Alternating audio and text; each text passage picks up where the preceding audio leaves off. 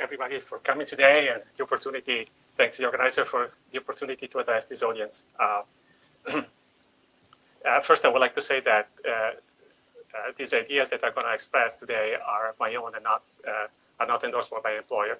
And I'm going to give a talk that's a bit more like, how can I say, big picture or about the fundamentals of machine learning rather than a useful tool or an important topic of application. And I think nonetheless it would be important to you because essentially I'm going to talk about the meaning of generalization or the importance of test sets and how to interpret them. And so I think those are very important for everyone's practice. And I think indirectly this talk will inform your day-to-day work. At least that's my hope.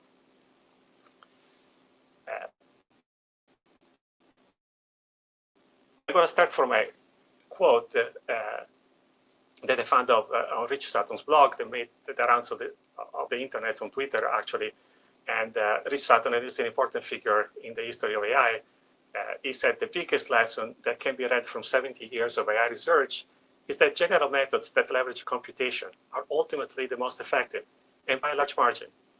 And by general methods, you can read the whole post. He says that he's pointing at machine learning and search. And these methods are not very domain specific. Slight variation of machine learning have been applied to speech, vision, and lots of other unrelated problems. In machine learning, in particular, this abundant amount of computation that's become available has been used to process larger data sets rather than use more complicated algorithms, or I should say more expensive algorithms. And I found two papers that push this idea that you should just focus on creating the largest possible training set rather than focus on the details of the algorithm. And they are 16 years apart. So on the left, that chart comes from a 2001 paper from Microsoft Research, and it's before AI became popular, before deep learning. They compare four algorithms. Two of them are pretty well known and traditional, and they show that increasing the data set size, that would be the x-axis, you get better and better test accuracy. And actually, three of those four algorithms are almost indistinguishable in their performance. So their conclusion is to do natural language processing well, you just have to find more data. Don't worry about the algorithms. And about 16 years later, a paper, I think, not a paper, a blog post from an AI group at Google, the same story, number of examples.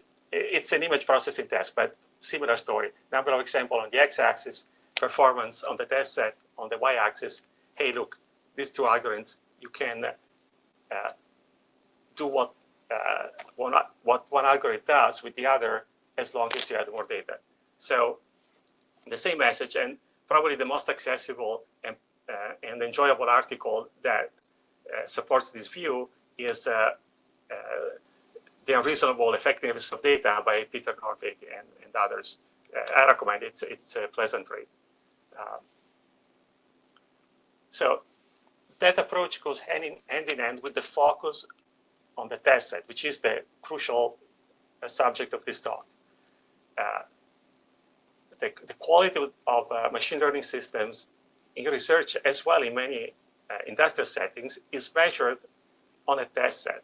And the performance metric can change. So in this chart, you see we're talking about the image classification. So the metric of interest is top one accuracy. That can change from domain to domain. But you can see over the years, different systems have moved the bar on this image classification test data set. And if you are the author of one of those blue dots, you're doing very well. I mean, you're going to be well known or get good job offers because this is the currency in which progress in AI is measured. Acing the test set, particularly these notable and well-known benchmarks. And since increasing the training set size using bigger data sets is a surefire way to increase generalization. You've seen this progress. The two attitudes go hand in hand. So I'm going to summarize this attitude with this sentence. ML systems should be judged exclusively on their generalization performance. And I'm going to call this the strong ML hypothesis. And you may remember from decades ago, the strong AI hypothesis. Clearly, I'm modifying that concept. So the strong AI hypothesis said the AI system needs to be judged only based on the input-output relation. That you shouldn't look inside the black box, or the box should be black. You shouldn't care about what it's done. The important thing is that the system is providing the correct answers. And in the machine learning version is more focused. It just talks about the test set, which makes it a lot more practical, but it's also a lower bar to clear because, well, you just test your system on the test set. You don't have to look for other instances. So the rest of the talk, I'll try to convince you that this is not such a strong hypothesis. I think it won't stand the test of time.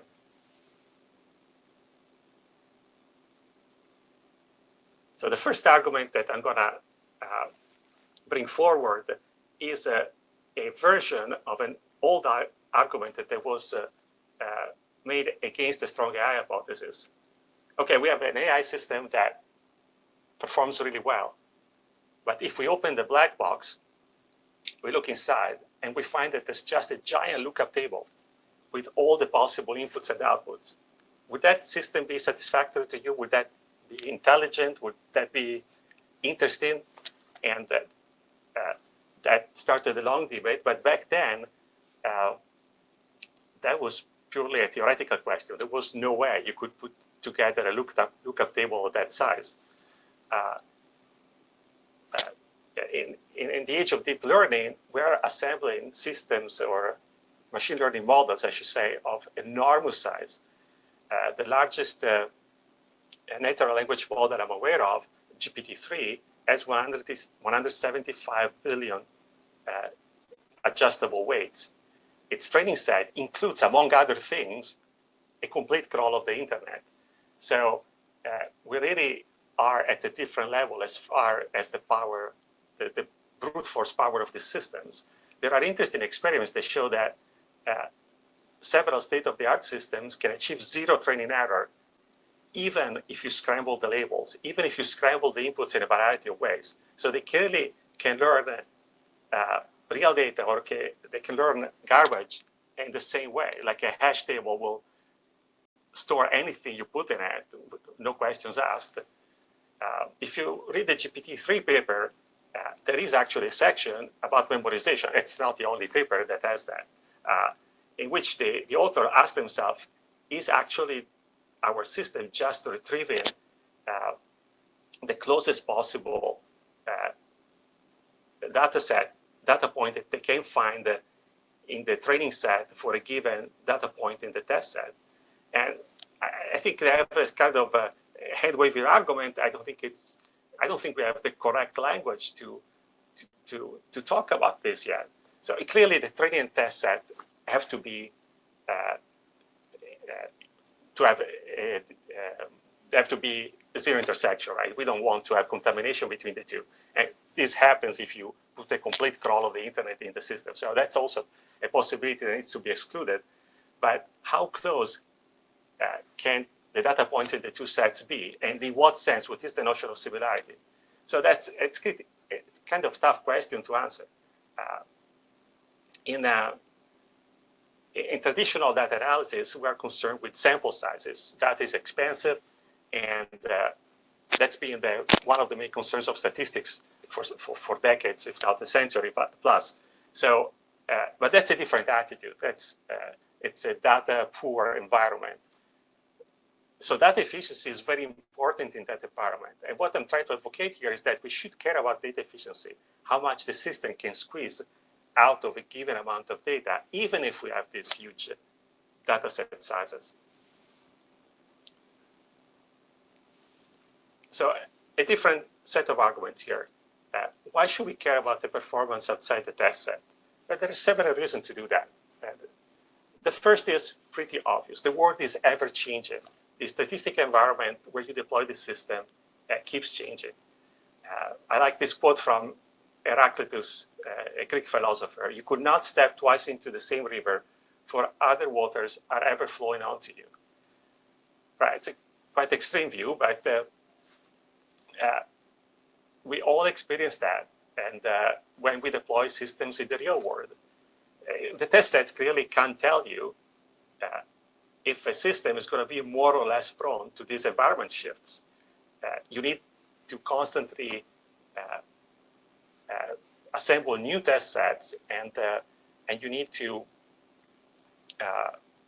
retrain the system if necessary.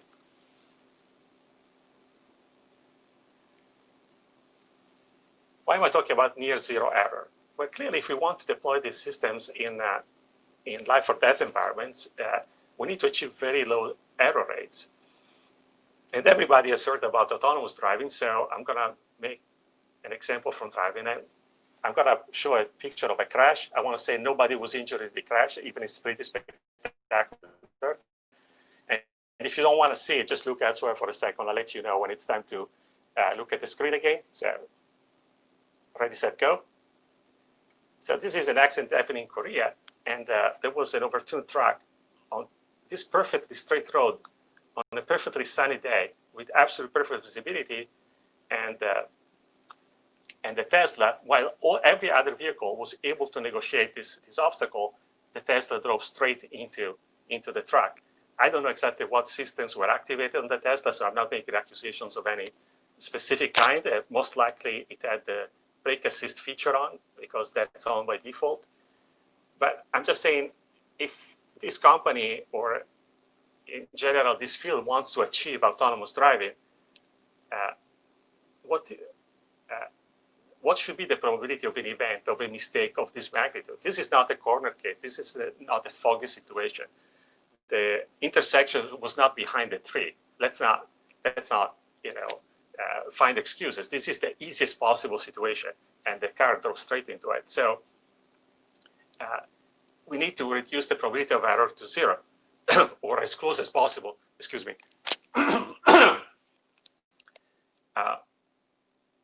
But to estimate those very small probabilities, we need ever bigger test set. I'm not saying not ever bigger training set. That's kind of a trend in the field. But we also need ever bigger test sets. And no company has a bigger driving data set than Tesla.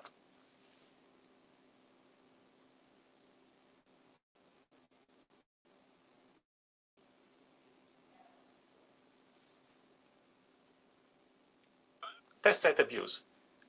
Test sets start leaking information the moment you look at them. It's not something that is, it's a known fact. I don't find that so many people are aware of it. But people who compete on Kaggle are very aware of it because Kaggle competition have two test sets.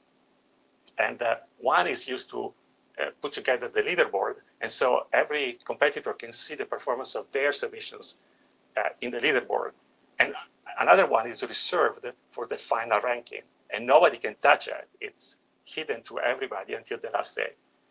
And so Moritz Ard tried to demonstrate, I think he succeeded in demonstrating perfectly this issue of test set leakage by defining an algorithm called wacky boosting, which completely ignores the training set and just keeps making submissions to the leaderboard to see its performance of the first test set to achieve better and better positions in the leaderboard, here represented in red.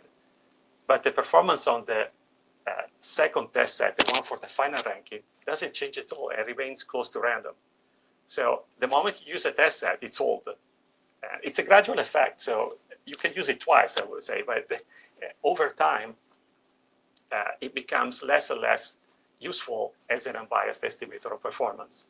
And you can imagine the effect on the most well-known benchmarks like ImageNet that have been worked on by many groups for years. And another issue that's outside the test set, right? And and it's a bit more subtle, it's the issue of those adversarial examples, and I think it's the most interesting. So adversarial examples are examples that are derived from the training or test set by small modifications.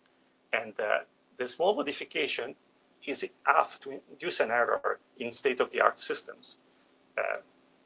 So if you look at the first row, we have a picture of the panda, the system correctly classified as a panda, but just by adding what looks like a little bit of noise, but it's carefully crafted to trick the system, you end up with a picture of a gibbon, which, of course, it's absurd because the two pictures are indistinguishable to us.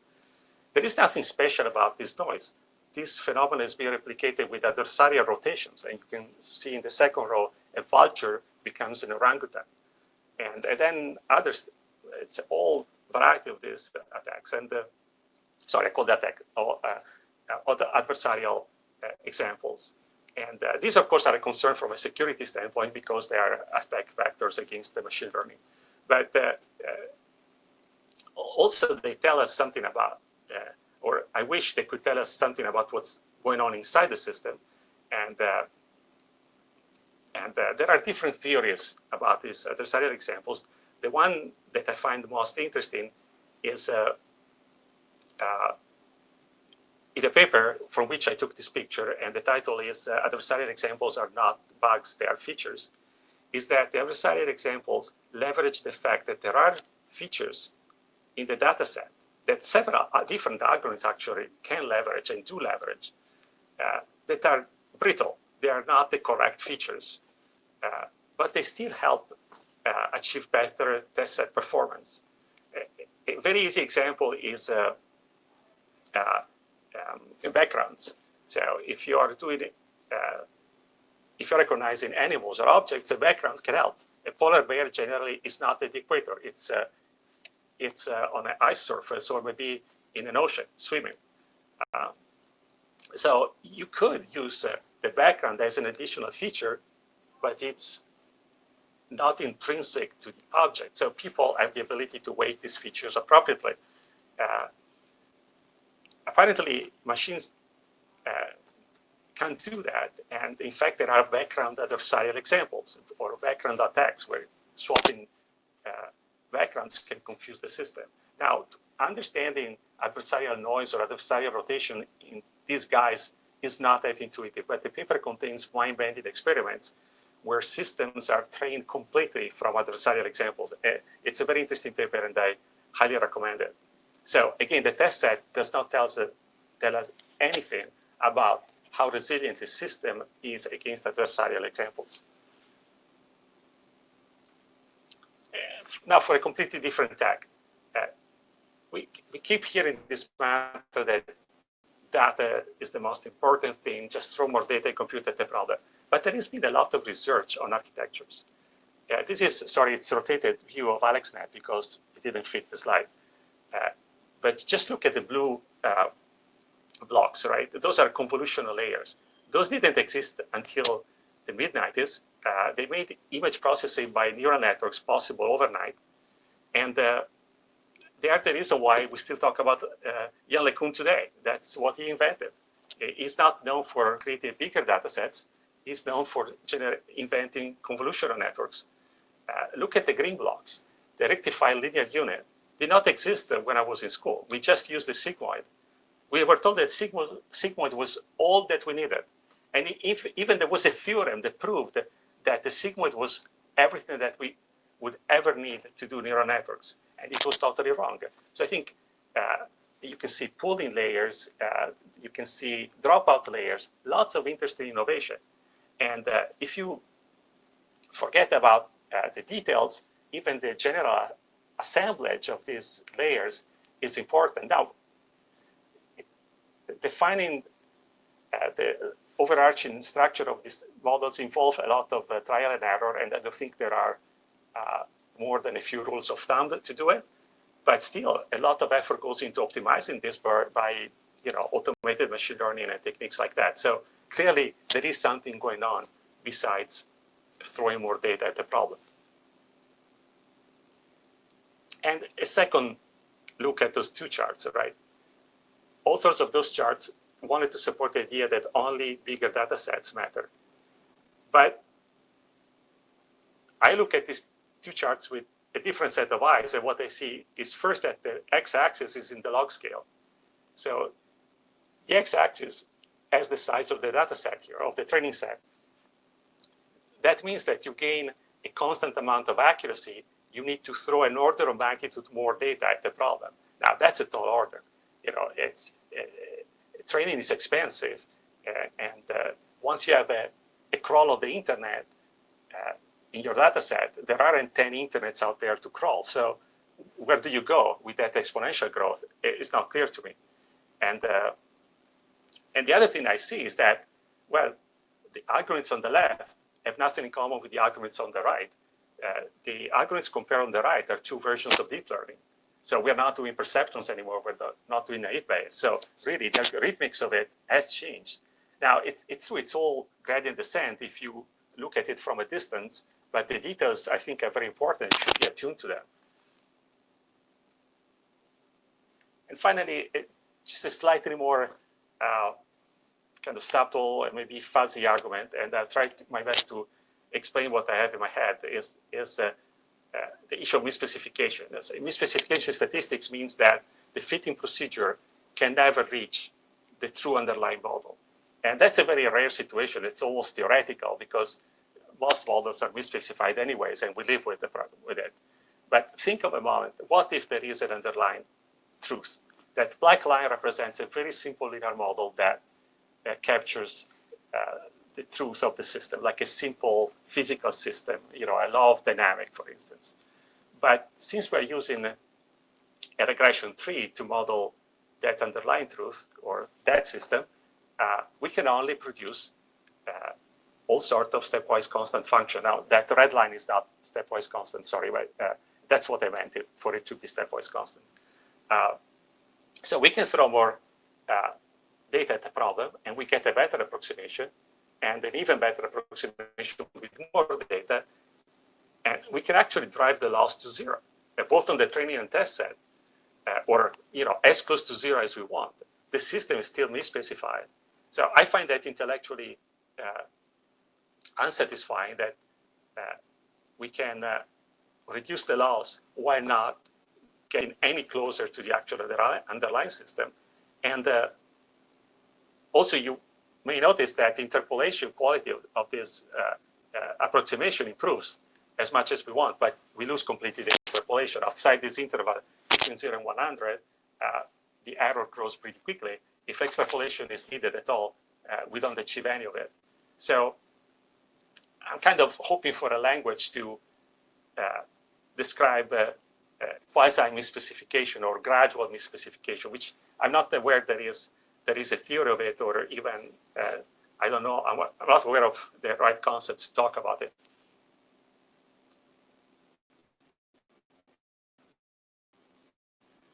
Now, it's a completely different tack. What if the strong machine learning hypothesis is correct?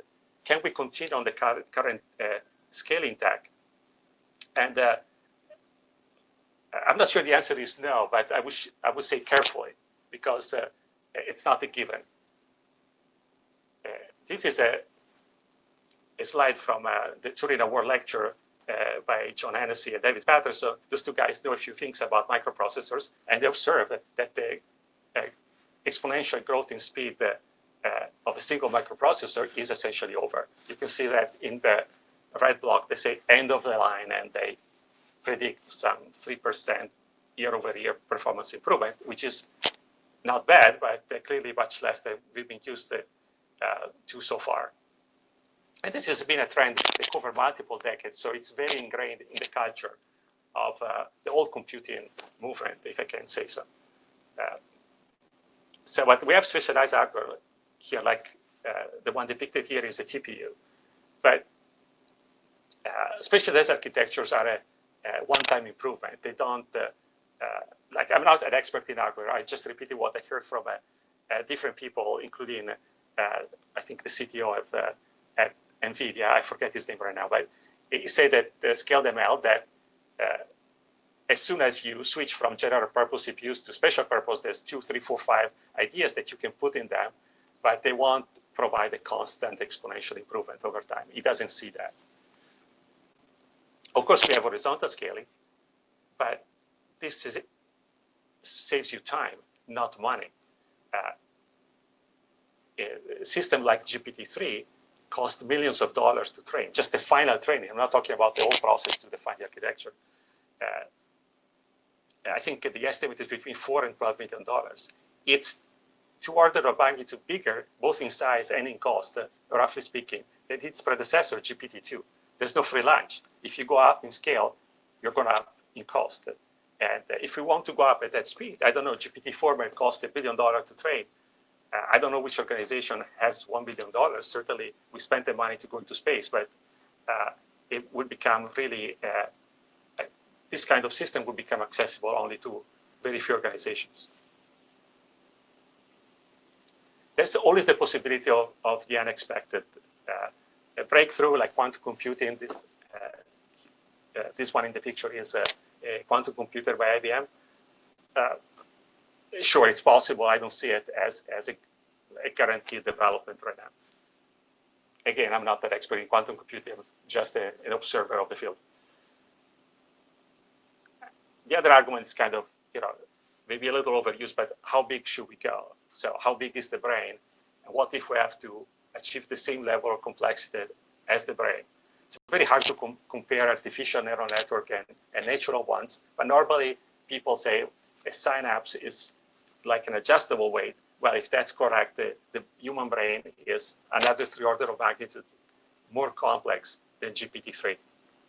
So again, we could see that complexity reached in the next few years if the money is available, but it would be extremely expensive. But the brain is modular, and we're interested in only a few specific tasks, right? Autonomous driving doesn't require mastering writing, for instance. So we could focus on more specialized systems that solve specific tasks of commercial or research value, right? To a degree, there are people who think that these tasks are more entangled than they seem. For instance, it has been suggested that in a very dire situation, an autonomous driving system would have to make moral decisions, like killing the pedestrians on the right or the ones on the left, as portrayed in this image. And I think that's maybe true, but also that these are split-second decisions, so I don't think even the human brain makes very sophisticated decisions in those situations. So probably what Andrew Ng suggested is that the tasks that are currently accessible to AI are reactive tasks that can be accomplished in a second or less. And because of the limitation in transmission of signal in the brain, those tasks clearly cannot corral all the resources of the brain at once, just a small fraction. And finally, can we expect to be able to do more with less? Achieve the same performance with smaller systems, which I advocated for other reasons in a previous slide. And we have seen some of this in the literature. For instance, people have focused on AlexNet that reproduces the performance of AlexNet with less resources. And the current record holder, as far as I know, is EfficientNet with 0, which takes 44 times less compute to train. But actually, the amount of architecture search that went into defining EfficientNet with 0 is not counted in this energy budget. So I'm not sure what to make of this. Clearly, EfficientNet is a much smaller network. It's much easier to deploy, so that's an advantage. But I'm not sure exactly how expensive to consider its training. Unless we develop some general ideas on defining more efficient architectures, if we just have to go by trial and error every time, the gains are just superficial. They're not real. So in conclusion, the test set is not all it's cracked to be. And there are proposals to go beyond that. And the most interesting is in a paper that describes an adversarial example generation system called HelaSwag. I'm sorry, it sounds funny, but it's actually a real proposal. And in the paper, they propose to just switch to adversarial examples as a testing mechanism, which would be a huge departure from what we're doing so far in the statistical tradition. So I think it's a little far out, but also very interesting. And as far as scaling, I think there's a silver lining to scaling not being as easy as it used to be, which is what Rutherford said about the physicist Rutherford said about the discovery of the nucleus of the atom. He said, we ran out of money, so we had to think. That quote has been reported in many different variants. But the idea is that they had to come up with a very simple, cheap, and elegant experiment, and they finally managed to prove that atoms are not uniform. They have most of the mass in the middle. And so I hope that by running out of scaling, we'll come up with some very elegant and surprising ideas. Thank you so much.